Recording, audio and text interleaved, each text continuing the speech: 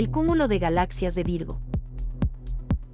El cúmulo de Virgo es un grupo de hasta 2000 galaxias, varias de las cuales son visibles con telescopios de aficionados, en condiciones de cielo oscuro durante las noches de primavera, para el hemisferio norte, en cada año.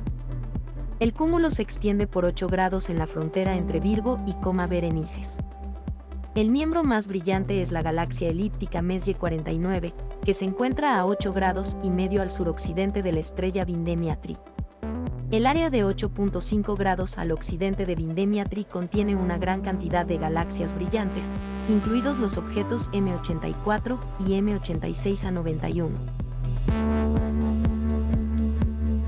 La cadena de Markerian es una espectacular línea curva de galaxias que abarca 1.5 grados, que corre hacia el norte desde la M84. Míranos en Pasión Astronómica, tu canal de astronomía.